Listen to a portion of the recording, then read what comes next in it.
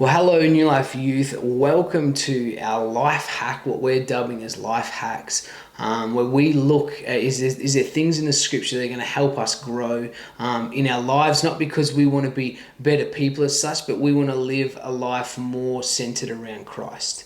And if we can strive to do that, then I believe that's the greatest life hack of all, is trying to live a life more like Jesus. I think everything in our life is going to be enriched because of that. So if you haven't yet started following us on the Bible app, on the Youversion Bible app, then please look us up, New Life Youth. We'd love to engage with you. We'd love to see what gold you're getting out of it, and just love on a daily basis to just be holding each other accountable. But today we read Mark 5. Now, Mark 5, there's two really, really cool stories. There's the first one where it says that Jesus cast out the demons of a possessed man. And now for us to get the scope of this, we need to understand that it says in the Bible here, it says that this man had been pushed to the margins. He'd been excluded from society. In fact, it says that he'd been put in caves. So everyone wanted him so far gone that they actually put him in physical caves because they couldn't control him, because his life was just a mess. But the beautiful thing is that the first part of Mark, as we read, that Jesus doesn't fear these things. Jesus doesn't fear the enemy. Jesus actually walks up to this man. And those demons are cast out of him. They go into a bunch of pigs. The pigs run into the bottom of the water. That would have been a weird thing to see in itself. But as we read that story, we actually read about what lengths Jesus goes to actually meet people who are in desperate need of a savior. So this man had been pushed to the margins of society, and Jesus went, I don't care what society says.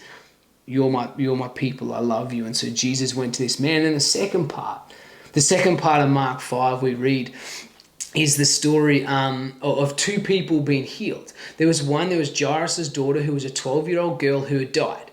And Jairus met with Jesus and said, hey, can you please come and heal my daughter? She's dead. Like, we need a miracle. And on their way to healing this 12-year-old girl, Jesus is touched by someone. His cloak is touched by someone. And Jesus turns around that moment and says, who touched me? And there's a crowd all around Jesus. And the disciples are like, Jesus, there's heaps of people. And he goes, no, but who touched me?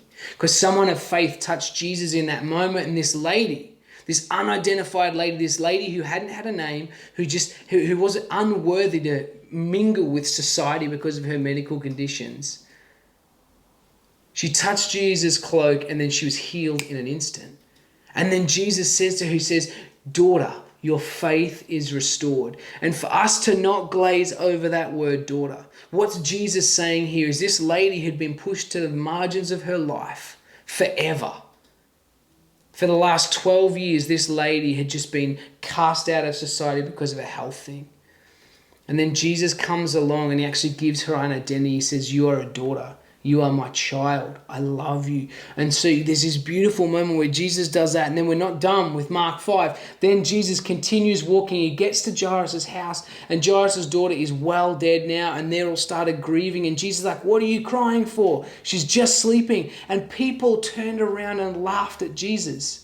They said, mate, you're wigging out. She's dead. And then Jesus went in, he put his hand on her and he healed her, and he brought this girl back to life. He said, give her a bite to eat. She's probably a little bit peckish. She been dead. But there's these three moments in this where we see just the hand of Jesus at work, where he's meeting with people where they're at. Where to Jesus, what I see out of this, the life hack I get out of reading Mark 5, is that there is no one too far gone for Jesus to restore.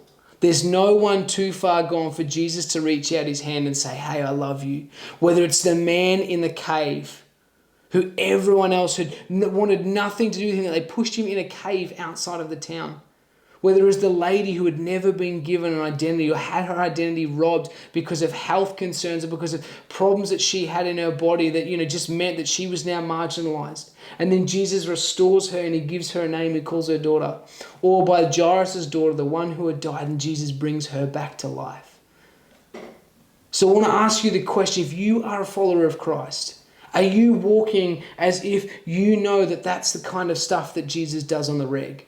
Are you living a life that is reminded about the incredible power of Jesus? The power that brings people out of caves, that gives people an identity, that brings people back to life, brings souls back to life that are craving for a Savior, crying out for a Savior. Are you living as if that's who you're worshiping? Are you living as if that is who is your Lord and Savior? When you raise your hands in worship, is that who you're singing to? You know, throughout the weeks when you engage in conversations with people, is that who you're reminded of? Our hope and our prayers as we read through Mark, that this is just a time that enriches all of our lives, that all of our faith grows because of what we read in this. So we'd love to hear either in the comment sections of this video, down below, or if you want to let us know what you've been reading in the Youversion Bible app. But please, let's keep this conversation open and let us know what gold you've been getting out of reaping or soaping through the Gospel of Mark so far. We'll have a great week. We'll see you very soon back on our channel. Don't forget to subscribe if you haven't subscribed. Give this video a like and make sure you comment the things that you have enjoyed out of reaping or soaping so far. Bye.